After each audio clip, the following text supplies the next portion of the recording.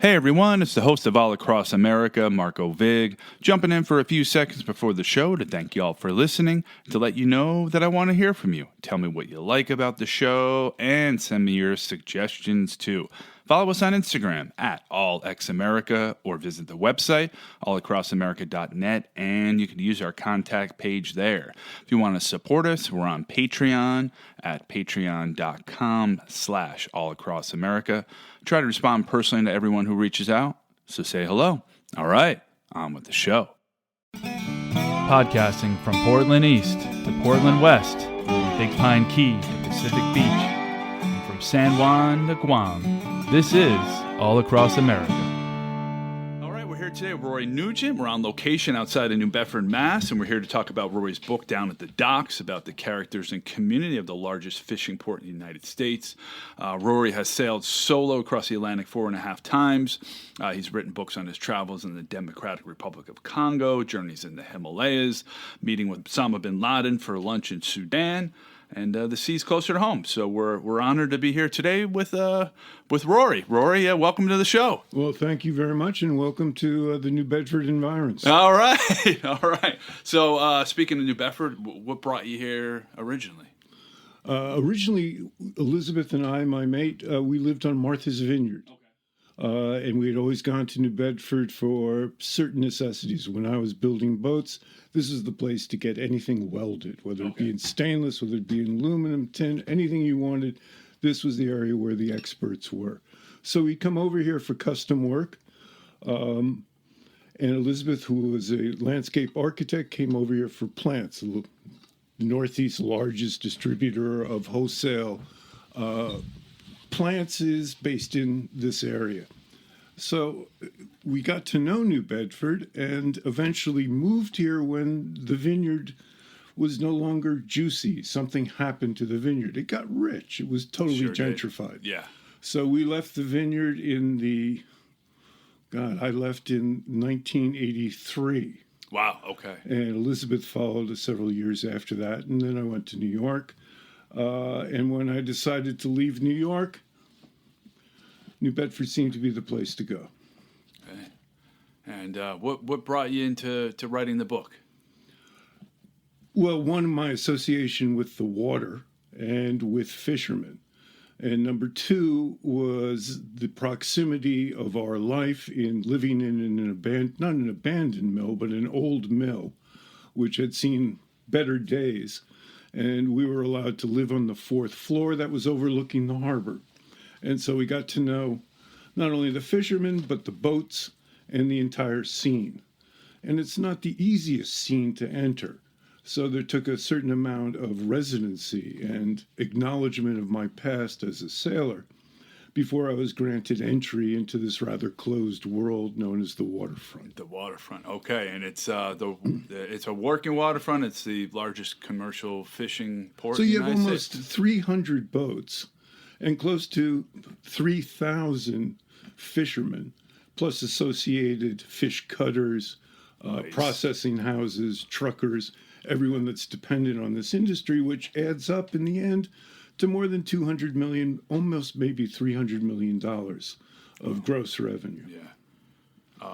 And so when the book starts, I guess you had met somebody back in the mid-'80s, you write in the acknowledgement. It goes through about the mid-2000s? During the 70s, late 70s and 80s, after college, I started a small boatyard with a friend on Martha's Vineyard, and we built racing sailboats, and these were transatlantic racers, and I had entered single-handed transatlantic races. And to enter these races, you had to do qualifying cruises, and one of them put me in this miserable storm that made the perfect storm. It was 10 days of winds blowing no more than 50 knots. And there was one ship that came up on me, a fishing boat, as it was clearing out of the fishing grounds. And they thought they were upon a wreck that they were going to bring in as their own and then ransom to the insurance company and make a lot of money bringing this fancy yacht in as a booty, basically, from the storm. Wow. In fact, I was fine and inside the boat.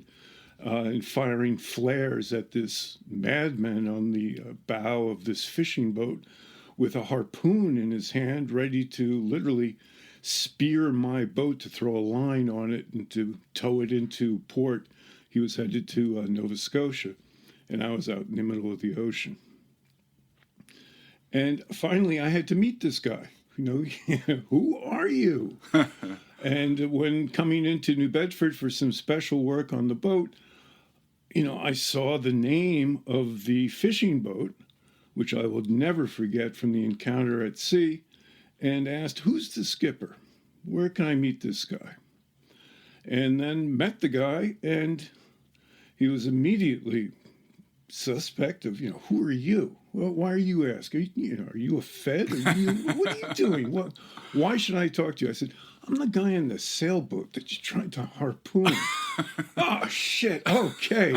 I owe you a drink. Probably more than a drink, but nice start. And we became good friends. Yeah. And the name of the boat and his name? His name is Mako. Well, in all of my writing on New Bedford, because much of what I depict is illegal. Yes. All the names have been changed. Right, been pseudonyms. And everybody has a fish name. And in this case, this is Captain Mako. Okay. His real name, first name is I'll give that, is Mark. And that's about it. That's about it. All right. And you wrote about them encountering you in the book. Yes, it's in the opening section. I mean, and what happened? And they expected that this was an abandoned ship. They might find a skeleton inside, or. Well, it's almost every skipper's dream, as it is any beachcomber's dream, to find a wallet with $5,000 in it, and you don't have to account to anybody. It's your cash. It's your booty.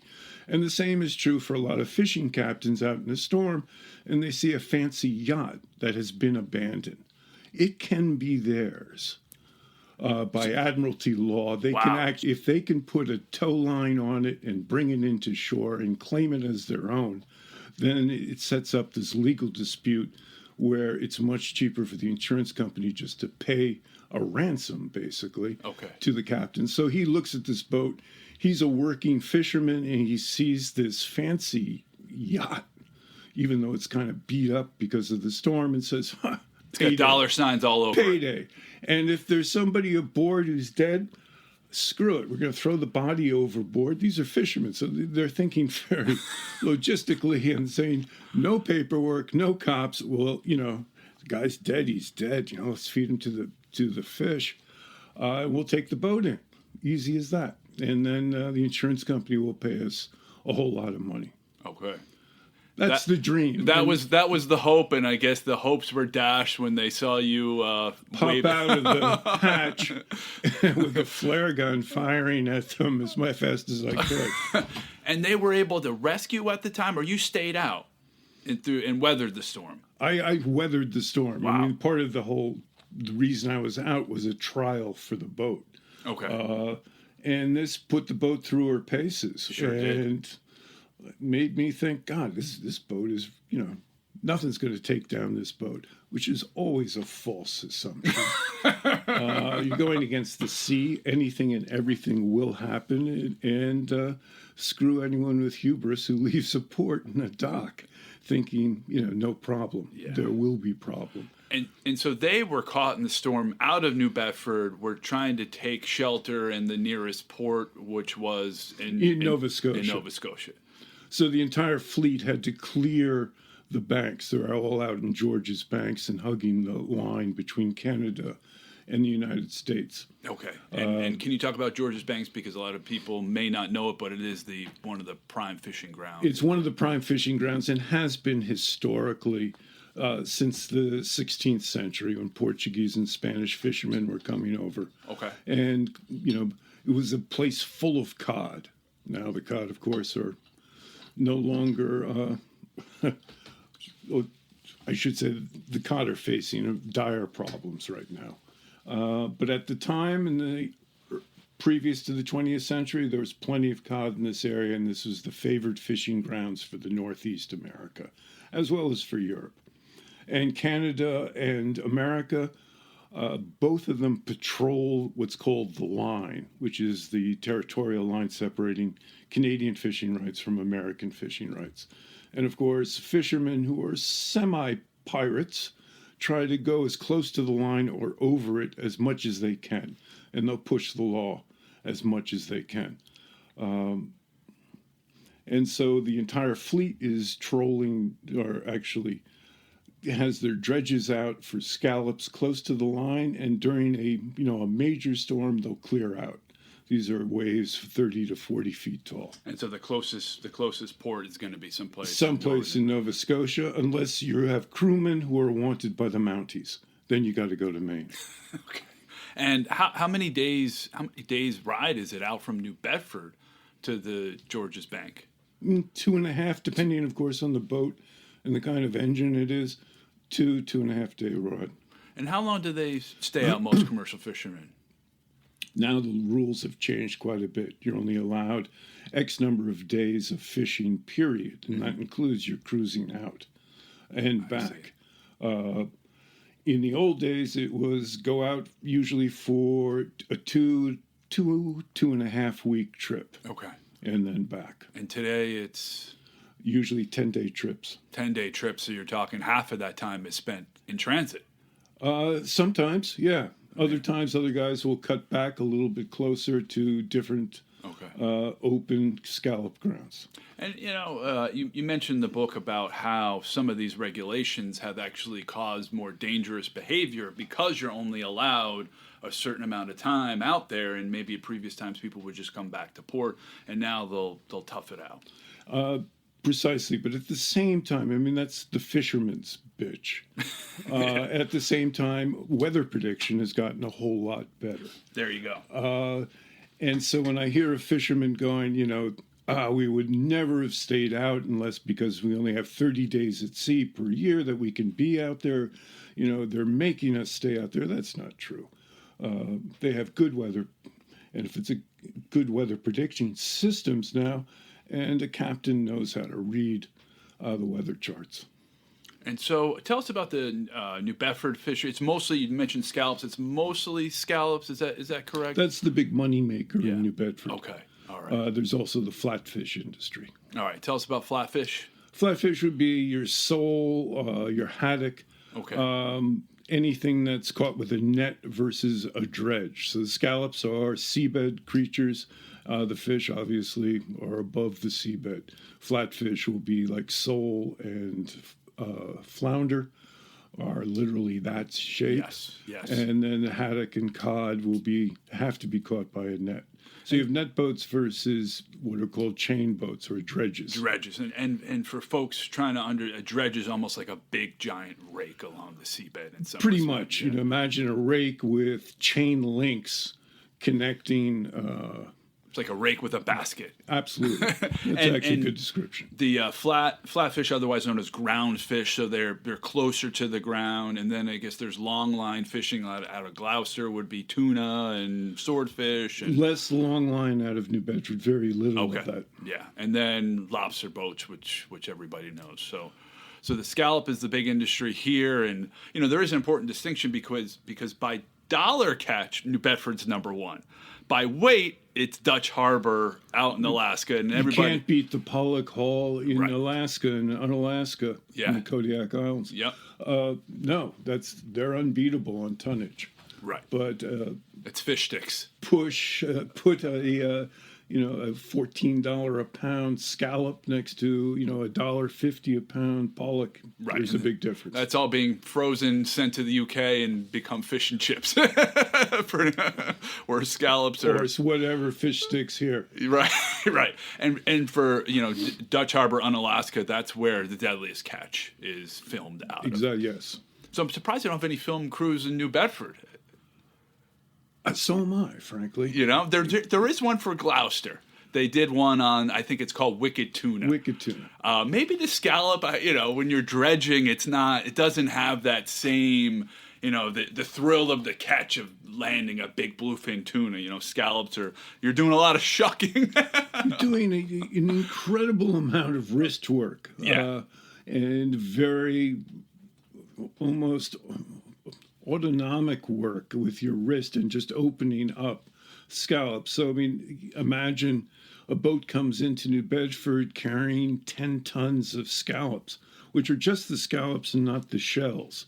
And there are 14 to 18 shells to a pound of scallops. So it's, you do the multiplication out, a fisherman's opening, close to 10,000 scallops on a trip. Wow. And so the scallops are being caught, they're being shucked on board the ship. The shells are thrown overboard, and just the meat is what's brought back. That's all. And that gets frozen on board the ship or refrigerated? Well, that's thrown into an ice. An ice, okay. And then it's brought back and then sent off right to either the auction house or it's sold even before the boat comes in. Wow, okay. And tell us about the other ports within New England. You talked a little bit about P-Town. You've lived in Eastport, Maine. We talked about Gloucester. P-Town's kind of petering out. There's still a small fleet there, maybe 6 to 10 boats. Well, you just use the proper word. It's petering out almost everywhere. It's like many other industries in America where it's consolidation. It's an era of consolidation. Right. And because of all of the rules and regulations imposed by the government on fishermen, there's less and less opportunity for boats out of Portland, Maine or Gloucester to not only get out, but to sell their catch. So the processors had to figure out, where are we going to be located? Are we going to be in Portland and maybe only service 4 or 5 boats? Or will we be in New Bedford and circle the wagons in the industry here? So most processors set up in New Bedford. And at the same time, that attracts more and more boats from around the Northeast because it's just close to the place where people are buying stuff. Right. Okay. So if you're a fisherman out of Menemsha in the vineyard, you're coming to New Bedford to unload your catch. Except for what to feed the local population of the vineyard in Menemsha. And I guess, there's a small fleet out of Montauk, which is, again, I think a scallop fleet. And Gloucester, as we talked, is Longline. I'm trying to think of Stonington, Maine. That's got a thriving, but that's all lobsters. That's lobster, and that's an entirely different industry. And most of the lobster meat goes to Canada for processing. Oh, wow. Okay. So that's, set up because Maine has the lobsters. This area's lobster fishery collapsed in the mid-'80s. Combination of disease, a bleaching disease that didn't do anything to the meat but scarred the shell and made it hard to sell a lobster that was streaked in white, looking like it had been dipped in bleach. But this fungus had marched up from Long Island, and it's now right to the crook of Cape Cod. So Chatham all the way down to Long Island Sound. The lobster fishery is pretty much kaput as we knew it back in the 70s and previous to then. And now it's even moving further north only because of water temperature changes. Right. I mean, their lobster fishery in Long Island is done. They may pretty never much. come back. Yeah. And the lobster fishery in this area, Block Island had a big lobster fishery, and Point Jude, a very large one. Everybody has to now go out to Cleveland Ledge, which is a shallow area, but it's still a 40-mile ride. Yeah. So the small, independent, one solo boat, like you would find in Maine, or a typical, postcard shot of a lobster boat, that just doesn't exist. Not on a 40-mile ride out and back. No. And Point Judith, you mentioned that's a big-time squid fishery. And it still is. Yeah, it still is. And if anybody takes the ferry out up to Block Island, all the boats are right there. So, and the famous calamari of Rhode Island, that's for real, right out of Point Judith. Maybe we could talk a little bit about regulations. You had mentioned that Magnuson-Stevens Act in 1978. How did that change things? Well, the Magnuson-Stevens Act was mostly a reaction to Russian fleets and European boats trawling inside American waters on economic zones. So it was as much a saber rattling of American foreign policy. This is our economic zone, stay out. So it was meant to protect American fishermen. As much as to scatter Russian spy boats and both English, Spanish, European trawlers catching lots of fish. Right. So there was dual purpose. It wasn't so much about actually regulating fish catch, but it became the law upon which everything else was attached to in regards to regulations. Gotcha. Okay. So we can constantly hear about it today, even in regards to the fishery, because that's the main statute that addendum is attached to. Right, the granddaddy of statutes, and it's named after two senators, one of whom is Ted Stevens of Alaska. That's right. Who was called the Alaskan of the Century, and Anchorage Airport's named after him. And so that exclusive economic zone is, 200 nautical miles. So which is, I think, about 230 miles Something from like that. basically your feet on the sand in Cape Cod, New Bedford, out 200 miles.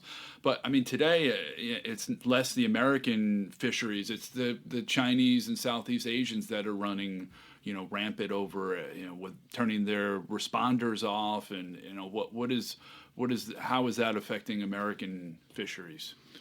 Not so much American fisheries as it is certainly third world fisheries. Yeah. Most at peril, I guess.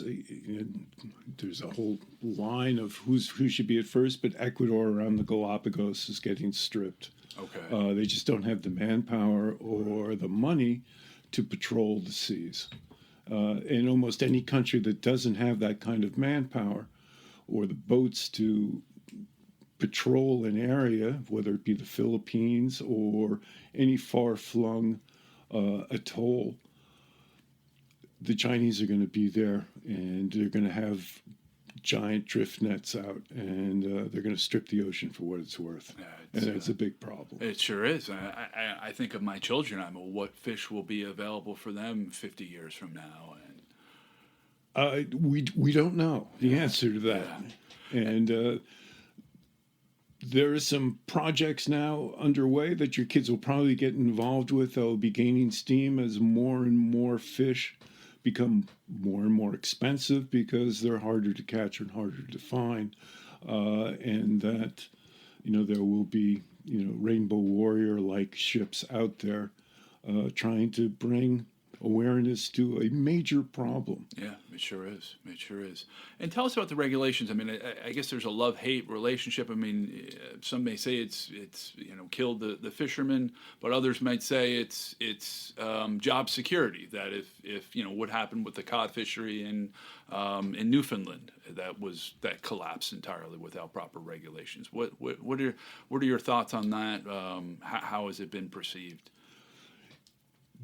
Best to ask an actual fisherman on that. Yeah. And that changes with the generation. Yeah. So the crew that I knew well in the 80s and early 90s, were totally against it. They couldn't see how it would benefit them at all. Yeah. Because it put the brakes on an industry that had no regulations. I mean, the fishing industry was the last of all natural resources that the government got involved in. Really? So we have the forestry and mining, all came under regulatory control of the U.S. and inspectors. Fisheries were the last. And that didn't happen until the mid-'80s. Really?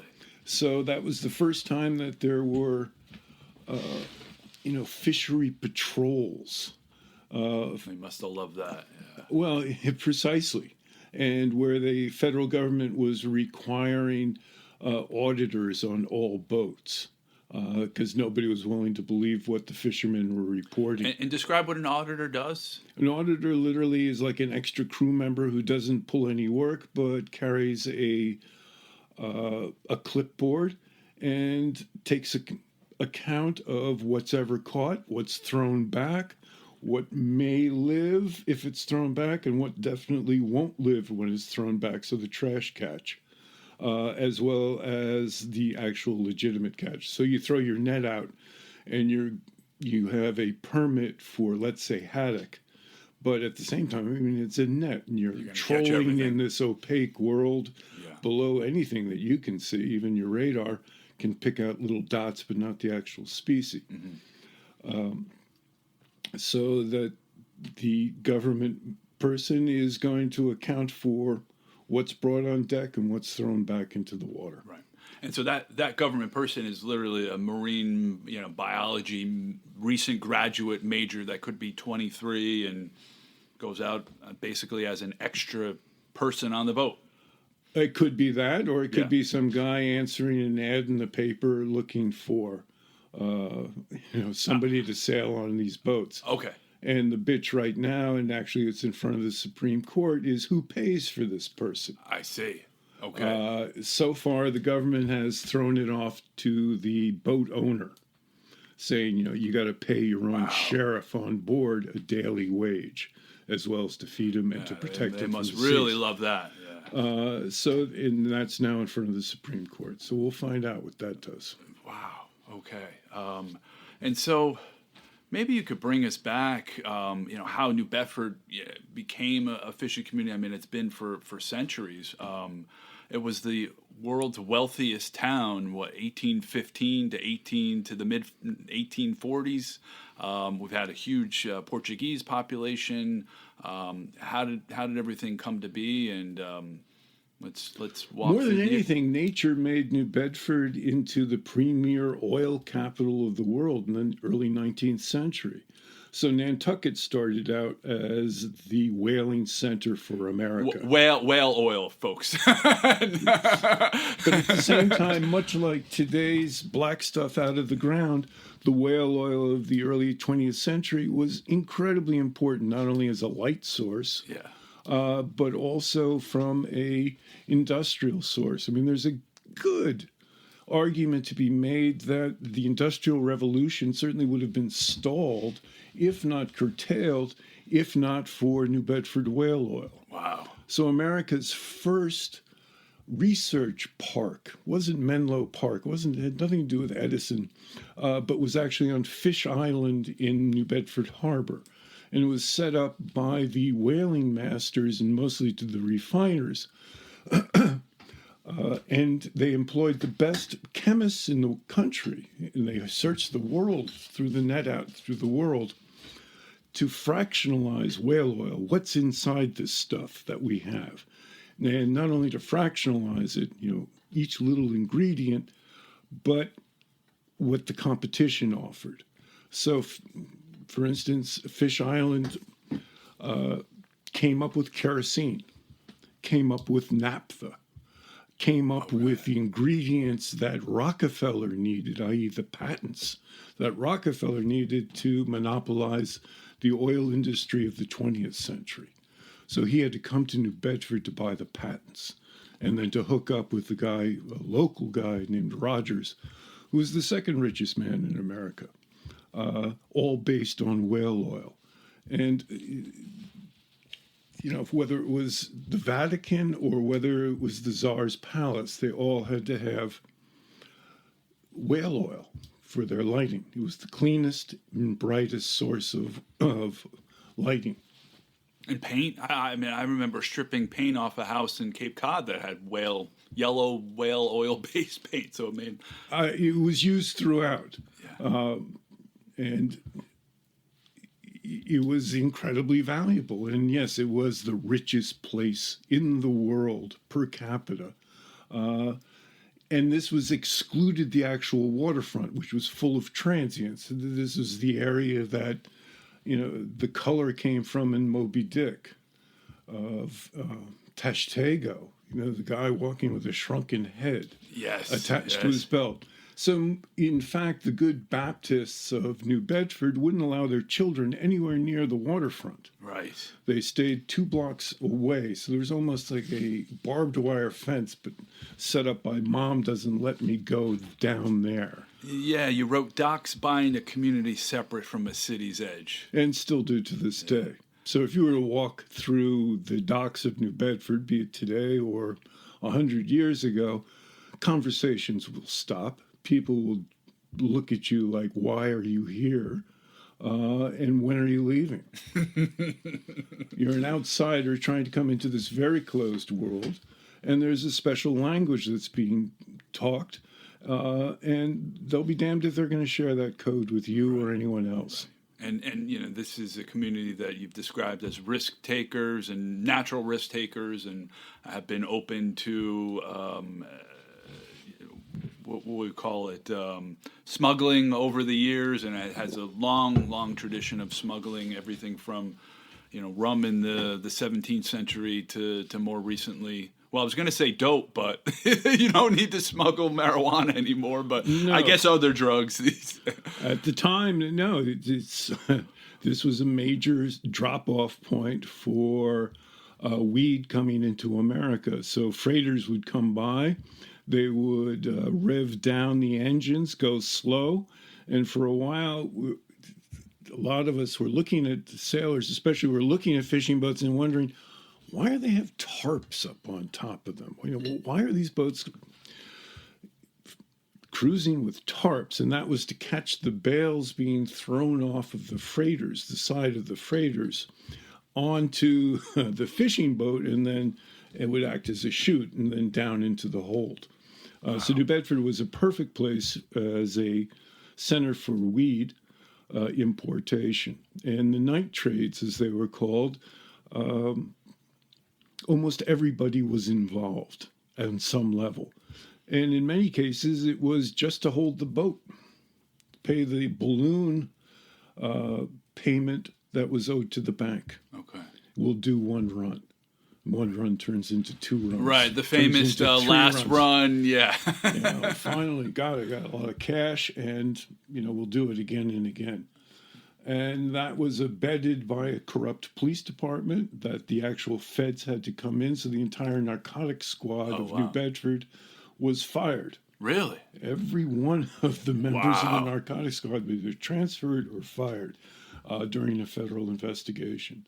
And there's a famous case where a boat was captured, skippered by a friend, and 20 tons of weed were confiscated, and then they were stowed.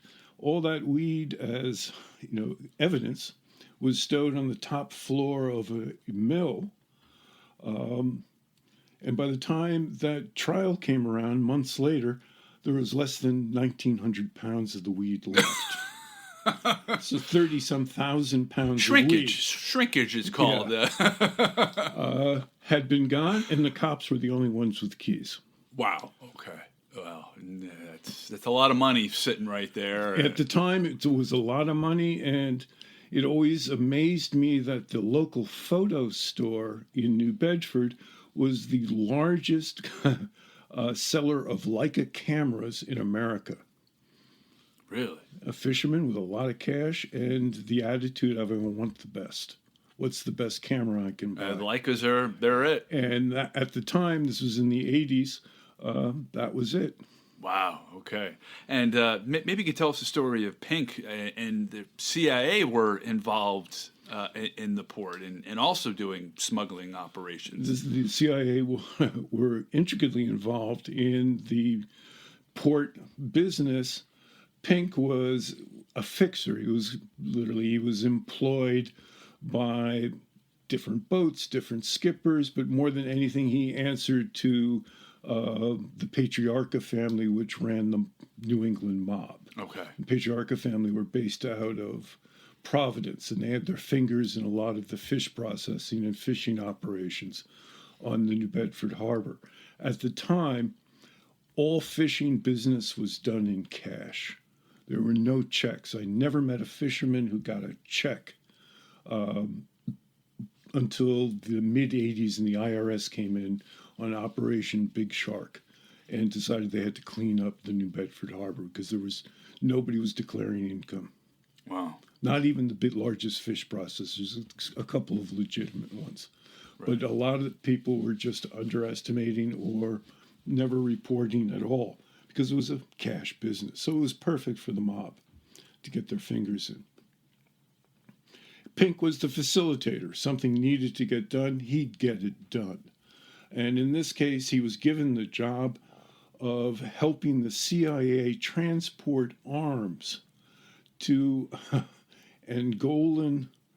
to Salazar's troops in Portugal, and then to Charles Taylor's crew in Angola. And so this was during the African push for independence. This is all comes from independence. This comes from the Angolan Civil War. Okay. Civil War being really a fight against the colonizer. And so Portugal was the colonizer of Angola. Okay. And Cabo Verde. Cabo Verde, Mozambique, and that was this independence movement. And the Azores. So, and a lot of local population here had family in either the Azores or in Portugal or Cabo Verde. Angola, not so much, but there was all part of the same pie. And the U.S. wanted to get arms to help Salazar, but not to do it overtly. At the time, there was a small tramp steamer that would go from New Bedford to the Azores to San Miguel, on to Cabo Verde, on to Angola, and then make a return trip, picking up and dropping off goods shipped from Africa and from the Azores, as well as New Bedford. Okay. So locals would literally pack a 55-gallon barrel with goods, and you would ship that over to your cousin, uncle, whatever. Okay. And this was an easy way for the CIA, they thought, to transport the goods to their destination in Angola. So, in other words, the backdoor method of doing it without having a United States aircraft landing in, Cabo Verde and dropping off. You were able to wash your hands 3 times of this, so there'd be no paperwork whatsoever. Okay. Everything would be shipped in oil inside 55-gallon barrels, big enough to hold small weaponry and ammunition, and that's what they were sending over. You mentioned the Patriarca family. There was also a gentleman known as the Codfather. Could you talk about him? It's Carlos Rafael, a local immigrant, a local resident who was an immigrant from the Azores, who literally through hard work brought himself up by the bootstraps from nothing to one of the largest independent owners of fishing boats and fishing rights in America. Carlos unfortunately made a big mistake. Much like a bar owner, he showed the second set of books when trying to sell part of his operation to what turned out to be federal undercover agents who were posing as Russian fish dealers. I see. Okay. And he opened up the books to them on, where haddock was being sold as cod. I see.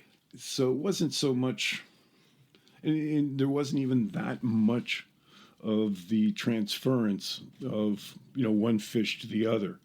But he unfortunately had it all on paper and literally gave it to the federal government. Wow. So he would submit one set of books to the United States government saying that he caught a smaller catch, and then these were the real books of what he actually caught, and the real numbers. And the real numbers. And he showed them to these so-called Russians, which were actually federal agents. And so it goes. Wow. All right. And so basically tax evasion charges. Yeah. So the same way they got Al Capone. Pretty much on top of lying to federal investigators. Yes, there's always that. And then tack on numerous other smaller wrist slappings. But in any event, they denied him any more life in the fishery itself. So his daughter had to take over. Okay. But he was still able to sell his boats, or his daughter was, and came out of it making quite a bit of dough. Yeah, sounds like it. Yeah. He did okay. Yeah. The American dream is intact with the Codfather. He was much more a manufacturer of the local press who loved the idea of the Codfather. Yes, of course, yeah. Than he was an actual criminal. Yeah, and the Scallop Father just doesn't have the same ring to it. No. Maybe you could talk about another chapter of your book was Hake, who was known as the Jinx. I don't know of a more superstitious bunch of people, any kind of people, than fishermen. You're at sea. You're always going to be a little bit leery. The whole idea of number 13 comes out of a Roman tradition of the 13th wave in the Mediterranean was always the one that jarred the trimaran, that always struck the side of a ship and threw it off course. So it was always the 13. Wow. And then, we all live with fear of the water itself. And so Hake happened to be that one individual who was the lone survivor in several shipwrecks. And he became a Jinx, or he was known as the Jinx.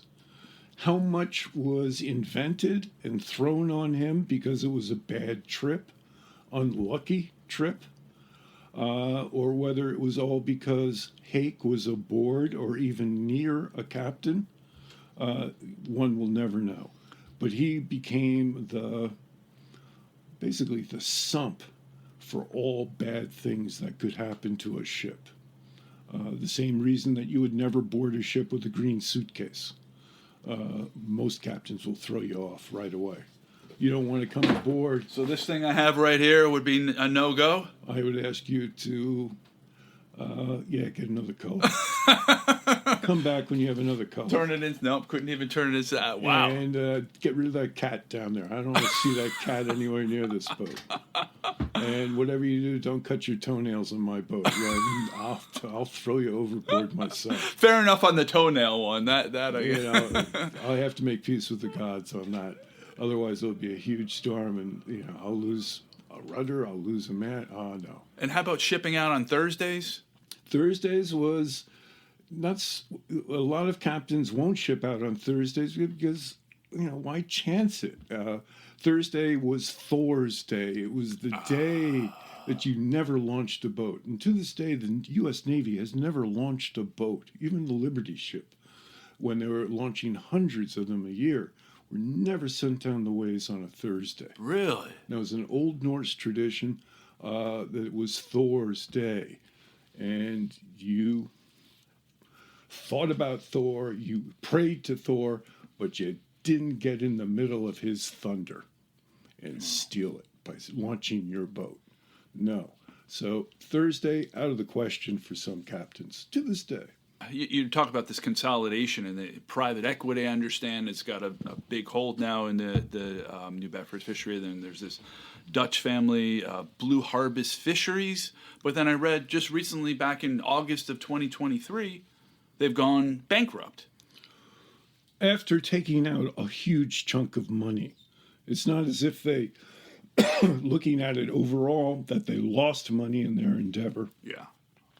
But what they did is they basically shafted smaller suppliers on the waterfront, net makers, dredgers, welders, and left almost $20 million in unpaid bills during the bankruptcy. They'll get some of that coin back, but if it's pennies on the dollar, it'll be pennies on the dollar in the end. And this is after they took out $100 million the year before. Basically saying, this is our revenue, we're going to take this out of the business. Wow. So it was a very calculated business risk. And I don't know exactly enough about the case itself, but it presents a rather ugly picture of a new kind of investor in the industry. So no longer is it an owner-operator, or even a guy who owns 5 boats but has an address and a home in the New Bedford area. But this is corporate headquarters are in New York. And those headquarters are beholden to investors that, in this case of Blue Harvest, are the richest family in the Netherlands, who also sit on the board of the Sierra Club. So you have this group that comes in and sees, you can make a lot of money buying ground fish licenses. So they were the largest holder of ground fish licenses on the East Coast, Maine to Florida. And in doing so, they bought one of the largest processing plants in New Bedford and started making fish sticks galore out of this, and then that slowed down.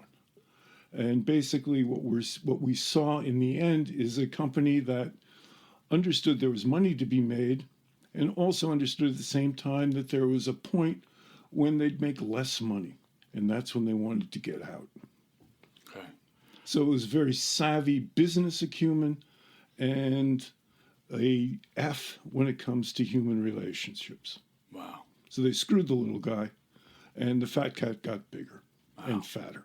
And you think it will go back to more family-run boats now that the big money crowd has given it a shot and, was somewhat successful in doing their thing, but has gotten out of the business? Or do you think it's just the next round of investors will swoop in? I think if somebody finds a better angle than Blue Harvest did on how to literally reap profit and wring money out of the fishery, that will happen then. Certainly what we're seeing in the fishery now is a desire on both the Coast Guard's point of view as well as the fishery itself for a smaller number of operators of bigger boats.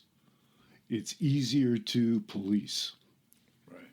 It's easier to take account of what's being done or not done. So initially, when all of the regulations were going in, the Coast Guard was seen as this really nasty cop. And the fishermen were, screw the cop. I'm going to not report anything. I'm going to figure out ways to hide my catch. And then the feds reacted, well, we're going to put locator beacons on all your boats. We're going to be able to track you every minute you're out. Okay, we hate that, but that's what had to be done. And then there was a time when the fishermen hired computer hackers and said, how do we hack the system? How do we make this work for us? Oh, wow. And then the feds came back and figured out how to break that.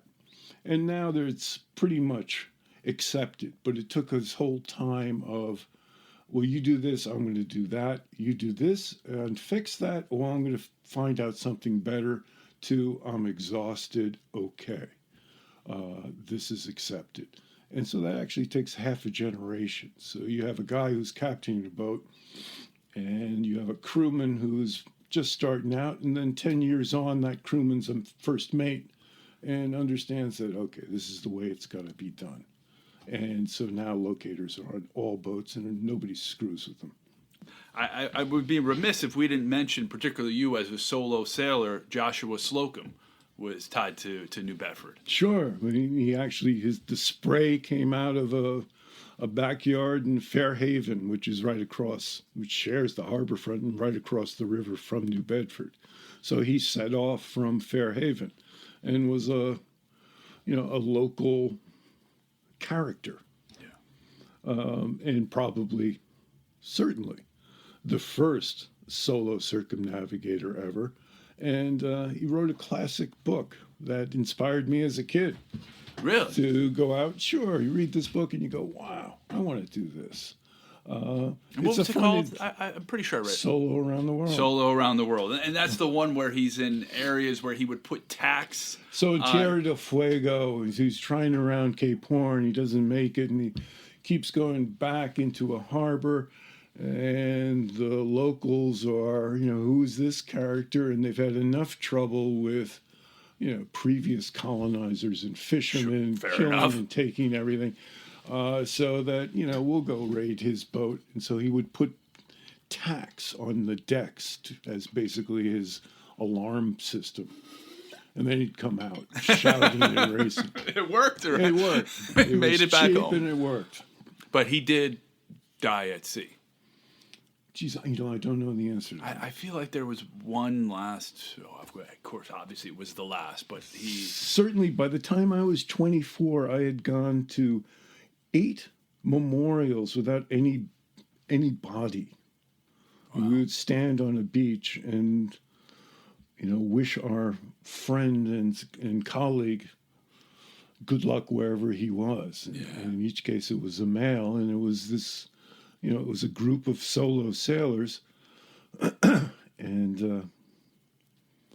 you didn't tie on, and sometimes you didn't tie on, and there was no excuse, but that's just the way it was. And, the boat would be found, or nothing would ever be found. But we would always have a beachside ceremony. And it was a small band of us. I mean, there were less than 100 in the world doing it. Wow. And we talked earlier when I introduced you as you've sailed solo across the Atlantic 4.5 times. Can you tell us about that half? The half occurred in 1980, May 1980, and I was en route to the start of the Observer single-handed transatlantic race, which begins in Plymouth, England. Okay. I was halfway. I had literally just crossed the mid-Atlantic ridge, a little more than halfway to England. En route, I thought, to a record passage for a boat my size. I was sailing a boat called Godiva Chocolates. Okay. They were my sponsors. Really? And I had a 32-foot boat, and I think I was, and this again gets back to hubris at sea, I was pretty sure I was en route to breaking a record for a boat under 40 feet. When out of the west, a rogue wave, 55 to 65 feet. It was certainly taller than my sticks, and the masts on my boat were 48 feet tall. Wow. And the regular sea that at the time was only 6, maybe 10 feet. Wow. So now this, huge monster is coming out of the west. And, try as I might, I was never in control as soon as that wave hit. I just picked up the boat and then flung it like a Tonka toy down the backside, and I landed upside down, head pointed toward the bottom of the sea, boat upside down and not coming back. Wow. So how did you get out of that? I mean, did you feel like you were a goner? I mean, what was going through your mind at the time? Well, of course, it was total panic initially because when you're out of control, so I'm throwing the rudder over, letting go of the sails, doing everything I can defensively, but there's no control, and it's that inability to have any kind of input whatsoever in your environment that you're near panic. What else can I do? But I can't. And now you're upside down underwater and taking in huge amounts of water, drinking it in. Oh, jeez. And, the immediate reaction is get out, get air. And for me, that meant literally kicking out from under the boat through a hatch, and then coming back up. In my case, because I've let go all the lines to let the sails luff and to try to keep the boat upright, all the line is slack, and so my leg gets entangled in one of the lines. And when I come up, though, I come up underneath the net. So again, I was on a catamaran boat. So there's a net spanning these two hulls. And so as I pull up on the net, of course, I'm just pushing myself down. And then probably doing something physically I could never do unless there's a gun to my head, of literally diving down another couple of feet and then rising up and beyond the boat. Wow. And then just coughing and trying to figure out what the hell is happening. And then climbing aboard the boat I knew would float. It was a foam core racer. And then at the same time, you go through the plan that you've thought about dozens of times before while you're getting this, in previous experiences sailing. This is my 5th time sailing transatlantic. Of, what do you do in case the boat capsizes? So there's an emergency bag all set up. There's a life raft you get set up. And so inflated the life raft and put all the emergency gear into the life raft. So food and supplies for 40 days. Whoa. Extra paint. Bottom of my hull was black, graphite, just for the racer part. But there was pink iridescent paint, there were mirrors, food and water, flares. And I put on what's called a survival suit, which is a very thick neoprene rubber suit that the only thing exposed is just your face. It's an oval, otherwise huge mittens and feet are enclosed as well. And that keeps you alive and keeps you free from freezing to death and hypothermia. And inside of that, I put a box of chocolate because I had a lot of it. Sponsored by Godiva. Flare gun and 2 flares in case I saw a ship, which I thought would be there in minutes. And, I could easily just reach inside the survival suit, wouldn't have to worry about gear in the life raft. And then night came.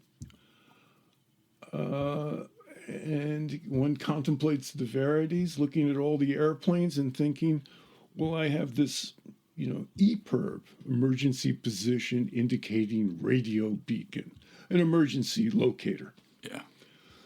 This was 1980. It was the first year of operation for the locator beacon. And it was before airplanes were mandated to monitor this signal. Oh, really? Okay. So the satellite system was incomplete at the time. Coordination between governments of who gets the signals didn't exist at the time. Totally in its infancy. No, it was developed for the military, and that's who honed it. Yeah. And the civilians, will come later. But that was the start. And when I used my machine, I tried it at the local Martha's Vineyard airport, and the guy said, it works. It's great. In fact, mine wasn't working properly. Oh, no. It only worked on 1 channel, not 2. And in any event, in the morning, it came true that I looked in the life raft, and there wasn't a saltine in the life raft. There had been a big rip in the bottom of the life raft, so all the gear that I had put in it on each wave, the life raft bottom separated, just enough in a slit so that one item would leave and then another item would leave. And by the morning, there wasn't anything in there. So I was left with less than a quart of water, half of the chocolate box, because I ate half during the night, not thinking I'd had to ration anything, 2 flares and a flare gun. And that's it. That's what I have left. And my EPIRB is on, and I think always there's a ship coming. There's a ship coming. This is just the lies you tell yourself to keep going. And then after the 3rd day, my 3rd day adrift, because I haven't drunken any water, I'm starting to drink my own pee at this point, no food. Sharks are there because I had fallen into the water while trying to, stay awake the whole time because that ship's going to come. That ship's going to come. Right, you don't want to. And I just fainted because I was too tired. Yeah. And then I fell in would be a swarm of Portuguese man-of-war. But the only thing exposed on the survival suit was my face. So I got stung all over my face and then swallowed one in screaming out in pain. I mean, the things that happen are weird. And it all got infected. So I'm dripping pus now after that happened on the first day. On the 3rd day, so there are now sharks around the ship, around the wreck rather, which actually provide entertainment in this weird way. I can name them, I talk to them, it's something to do. And on the 3rd day, right around what I probably was noon local time, the sun seemed to be at its apex, I saw a ship on the horizon, true story, 6 miles away from my height. I fired a flare. Wasn't a cloud in the sky. So the light of the flare was swallowed by the unblinking sun. But because the wind had also died down, there was a trail of smoke that lingered for maybe 20 seconds in the shape of a question mark. But somebody aboard that ship saw something because it turned and it steered straight for me. And it came close enough where I could discern the different colors of clothing worn by crew members mustered along the rail. could see red. I could see the engineer's orange jumpsuit. So maybe a half mile, quarter mile away. And then there was a loud pull on the ship's whistle. And I just said, oh, thank God, that's it, that's great. And I drank all the rest of the water right then and there. And it was actually a call to station, return to course. And the engines revved, and I watched each one of these people leave the rail and disappear inside the ship beyond my vision. And the ship took off. And I just tracked it, and it smoked to the vanishing point. And that's when I hit bottom and understood a definition of despair. Wow, if they can't see me, I'm in big trouble. 6 hours later, enter my hero. It's like a Greek drama. Deus Ex Machina takes off. A guy named Bill Gunkel. Major William F. Gunkel of the 435th Tactical Air Squadron. 6 hours after leaving Camp Lejeune, heading to the Azores for a quick stop and then on to Germany on a C-130. 4 guys aboard.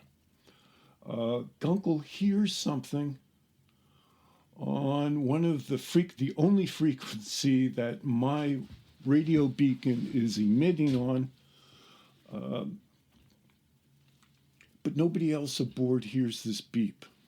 He gets permission from the nearest U.S. base, which is in the Azores, for a 10-minute diversion to investigate the source of this noise. Oh. And he's telling the crew, listen, I think there's somebody out there. I mean, they sent me the flight tapes. And it's remarkable. Oh. One guy is just clued in on, I have to do this.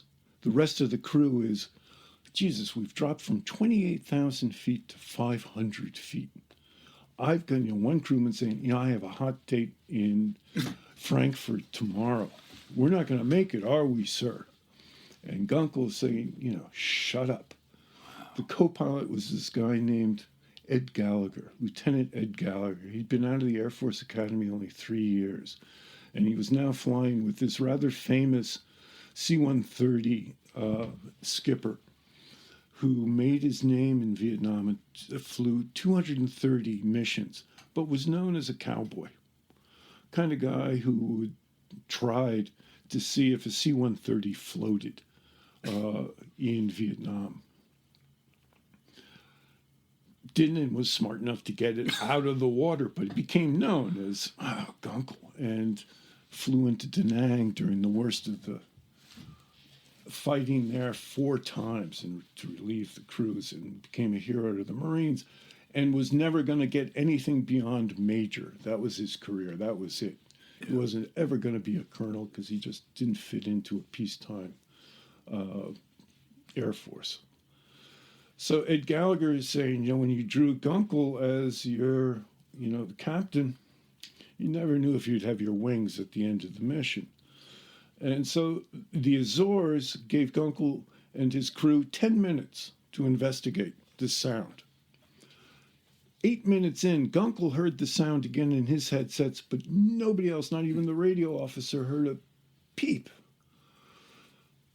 And come the 10th minute, Gunkel said, I'm just, fuck them. We're going to keep going. We're going to find, there's somebody out there and we're going to find it. Wow. I don't know what it is, but we're going to find it. Ordered by the admiral and head of the Marine Navy base on the Azores to return to course. Get in here. Gunkel said, told all his crews, turn off all, I don't want to hear anything from anybody else. I'm taking the controls. And if there's a problem at the end, I'll take all responsibility. So he said, he told the navigator, put your pencil down. We'll be fine. Yeah. But I'm taking all responsibility. 12 minutes into the 10-minute diversion, the radio officer says, good God, I have something. 13 and a half minutes into this search, everybody aboard suddenly hears this erratic signal coming out of my EPIRB on this one channel that nobody thought was worth listening to, except Gunkel. Now everybody aboard is going, whoa. And to hear these guys just start this heavy breathing on the flight tapes, going, whoa, what's going on? This is spooky. And this was the first year that this thing was in existence, so this was Yes. new for them as well. This was new for them, and they thought they had a skipper who was hearing things and lost in this dream. Right. And really needed a rest. And it turned out, oh my God, we're part of something really big. Yeah. So 14 minutes into the search, the loadmaster shouts into the intercom, "Roger Dodger," it's a direct quote, "we have a live one. Roger that, it appears alive." I'm standing on the boat waving.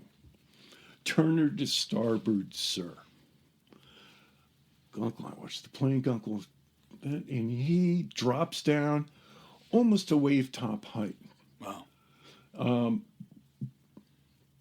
Flies over me several times, and then almost like a TV show, dips his wings several times. To know that he sees you. And heads on to the Azores, where my coordinates are plugged into a computer. This is 1980, so this is all primitive stuff in regards to computer and computer languaging of, what happens if, and filling in the blank after that. But in any event, the Navy had a rudimentary program of if a ship breaks down, where's it going to be in 10 hours? Okay. So those coordinates are put into a computer, and Gunkel lands in the Azores and briefs P3 pilots who are on duty looking for Ruski subs. And their base in the Azores is the headquarters for all Atlantic patrols. Okay. And so the P3 pilots are given coordinates of where I'll be in, 8 hours after Gunkel saw me, at which point a huge storm has moved into the area. And they fly, 14 sorties out looking for me as part of their routine of looking for Russian subs as well. And day and a half later, my day 5 adrift, the commander of the rescue mission sights wreckage of some sort and declares that the boat, it's got to be that boat. It's sunk and this is what's left. Case closed. We're coming home. Gunkel, who's sitting in the officer's mess, hears this on the speaker system, throws his coffee cup at the speaker. I had to buy a new audio system for the base. Tears the radio off of the wall and onto the ground, and storms into the admiral's office when he heard case closed, we're coming home. Puts his finger on a wall map and says, "You guys are wrong. We think he's here." He puts his finger on a wall map. And the admiral tells him to get off the base. "You don't storm into my office. Get out of here, you Air Force scum." And so the official report reads, "Major Gunkel vigorously disagreed with Navy findings." Gunkel left, and I was sighted by a P3 pilot 11 miles where Gunkel's finger went down, which was 121 miles from where the Navy computer had me pegged. So he was spot on compared to... He and Gallagher and the rest of the crew are in the weather station at the base, tracking where they would look. Yeah. Who knows? But I was found 11 miles from where this guy's finger went down on a map. And I knew nothing about this. And a Papandakis Panmax freighter carrying 35,000 long tons of corn from Galveston, Texas to Lisbon, diverts course and picks me up. Wow. We try to pick up the boat. The line snapped because the boat is filled with water. And I turned my back to the boat as crewmen were shouting, dogfish, dogfish, sharks. So nobody was going to go down again. Yeah. And right before I was picked up, and I was pretty much delirious. Not sure if I was even dead. I don't know. I was totally out of it. Because during the storm the night before, 36 hours, the wind never dipped below 40 knots. The seas were still, even when the Star Victoria, which was the ship that picked me up, they were in 18 to 20 foot seas. So I was a total mess at that point. And all I remember is this incredible blast of heat and this noise as if a subway train was coming right at me. And it knocked me out of my funk. Wherever I was now back on the moment. I understood there was a plane on top of me and I could see a ship coming at me. It was time to pull it together. And I just remember talking to Gunkel later, and I said, I don't know where I was, even if I was dead or alive, I have no idea. But then I felt this blast of heat. And then when I woke up out of the funk, there was your plane. And he goes, yeah, Ed Gallagher, the co-pilot, he turned to me as we were on the scene, and he said, I wonder what he looks like. So we decided we'd go down and look at you. And you were a mess. I said, and he said, no, that was it. We just went down. Gallagher later told me that wave tops were hitting the bottom of the plane. Wow. They were that close. But it's probably saved my life. So you met them after you were rescued? I knew nothing about this until I got to England. Got to Lisbon. And in Lisbon, I was treated like a fleckless hippie without any cash. I had nothing. The only thing I left the Star Victoria aboard was my survival suit. So I had this huge neoprene suit. My face is a total mess. I've just turned down $500 from the captain of the ship. The owners want you to take this. I said, no, I've talked to my parents on the radio. There's money waiting for me in Lisbon. I have a bank account, my own bank account in England. I'll be fine. You people have done enough. Thank you very much. And so, but the tallest Greek aboard the ship had given me, a pair of pants, but he was only 5'4". I'm 6'1". I had lost almost 30 pounds. So I arrived in Lisbon in, a shirt that's, I look like something out of a Robinson Crusoe chapter. And I'm in Lisbon, and now I'm given $50 after signing a sheath of papers to the State Department saying, I owe $50 plus interest. And, oh, by the way, you have to pay me $28 for your new passport. I was like, oh, fuck, man. I got $22 in Lisbon.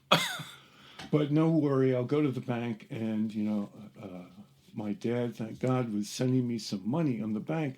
But this, again, was 1980. They unplugged the fax machine at the bank at 3 p.m. every day when the bank closed. And so by the time Chase Manhattan branch in New York opened, where my father was banking, sending this wire, by the time they were sending it, the machine had already been cut off. So I'm there, and I'm day 4 on $22. I'm sleeping on the street. I'm eating out of dumpsters.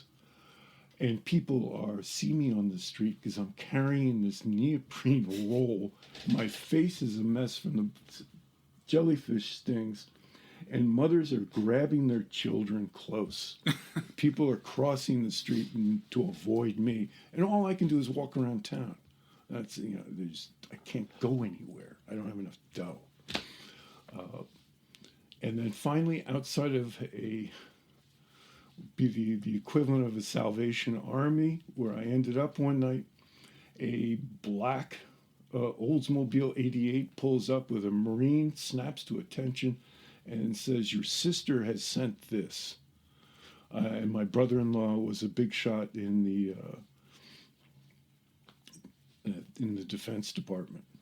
And he had sent over, my sister had given him $500 cash to deliver to me. And the Marine Guard said, "We're told to take you wherever you want to go." And I said, "Please, to the airport." And because I need someone to explain why I have no entry stamp into Portugal. Wow. So they did that, and I got on a plane, and then the story turns into something else. Where did the plane take you? It took me to London. The name of the race was the Observer Single-Handed Transatlantic, so it was the London Observer. Okay. And I became, the news story. Oh, wow. So now suddenly I'm in, a very fancy hotel, able to call up room service. Right. And get clothes that fit. Wow. Fortune's changed. Absolutely. And my bank account drained in London, but that's okay. And Elizabeth gets a call from Bill Gunkel's sister. He's now in Germany. He calls his sister, who's living in Phoenix, Arizona, tells her this story, and had monitored a phone call that I had made to my parents from the ship. Who do you want me to call? Right. So the radio operator of the ship, and I said, try this number to Elizabeth. But there was no answer. So nobody, you got one shot at the radio officer. But Gunkel and Gallagher wrote down the number. Yeah. So he gave it to his sister, and then his sister called and told Elizabeth this story, which I knew nothing about in England. So I hear about this when she arrives in Plymouth, England, and where the start of the race is. Wow. And then it continues, and then Gunkel and I become attached in other ways. Yeah, I mean, he saved your life. Saved my life and refused to meet me for 10 years. Really? He couldn't explain. He was a guy who wanted a mechanical explanation to everything. How did he know there was somebody out there? How did this feeling come to him? He couldn't explain that. And when people would ask him that question, he had no answer. So and he didn't like that It kind either. of freaked him out in a way. Yeah, it was too mysterious. It was too otherworldly. So I'm not going to talk about it. I'm just going to put it out of mind. And you're the face of that mysteriousness. And so, I get back and I write about this. And ABC calls up, and this is a great story. Yeah. We're going to do this story. The Air Force says, this is a great story. We want you. And I'm sitting in ABC headquarters in New York City, and Gunkel's on a speakerphone. And sort of the big shots are there from both the Air Force and ABC News. And they're going, we'd like to make a half-hour special of this, of an officer deciding what was best and right. It was how the Air Force really does work. And you can hear Gunkel's reluctance to this whole thing. And then I finally just said, stop it to everything. I said, "But what do you want to have happen?" He says, "Well, I don't know what we're going to do. What, you said thanks. Okay, you're welcome. Now what?" I said, "Well, they want to just sort of follow." "Oh, screw it. What do you want to have happen?" He says, "I'll tell you what. I think we're going to meet in some in some airport lounge. We're going to bump into each other, and you're going to buy me a double scotch." I said, "That's what you want to have happen?" He goes, "Yeah."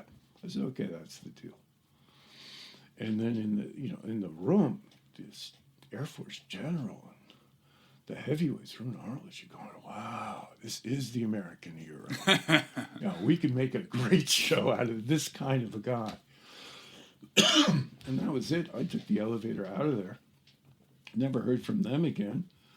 And then didn't hear really from Gunkel. I would write him And he never even returned letters. And then finally, 10 years afterwards, I got a phone call. He had left the Air Force. He was now the safety instructor on this new airline called Southwest Airlines. And he's coming to a conference in Boston. And we should meet, he just says. I said, of course we should meet. So there in the Park Plaza in Boston, bottom of the escalator in the lobby. And I'm waiting for Clark Kent to come down the escalator for their dinner date. These people are coming down, and suddenly there's this 5'2", rather overweight guy who's my hero. And this is Bill Gunkel. And he called me up because right behind him is this girl he's trying to impress. So now he's using the story as a come on to women. And she didn't believe him and said, oh, well, I'm going to this conference. You work for Southwest as well. Come on, we'll all go to Boston. I know this guy and you can meet this guy. It's interesting. And so I become his witness to his story so he can score with women. Wow. I mean, that's a fair enough trade-off. Fine. That's the way you want it to go. That's great. And then over the years, it becomes more and more phone calls. And then something weird happens. Gunkel develops an eye disease. And he hides it for as long as he can. Yeah. And to a pilot, this is the end of the world. Sure. So he starts drinking and drinking and drinking heavily, and too heavily, and becomes abusive. And in the end, I'm the only person who can't hang up on him. He can call at any time of the night, and I have to listen and talk. Yeah. Everybody else can hang up and tell him to go to hell. I got to listen. So more and more and more. And when I go off as a journalist, as a foreign correspondent to different war zones and places, Gunkel says all he does is think about me then. And then when I get back, because he'll call Elizabeth and call and call and call looking for me. Again, I'm the only guy he can talk to until he dies. Wow. So that's how it ends. Wow. How old was he when he passed away, and when was this? 65 or so? Okay. I don't know. Yeah.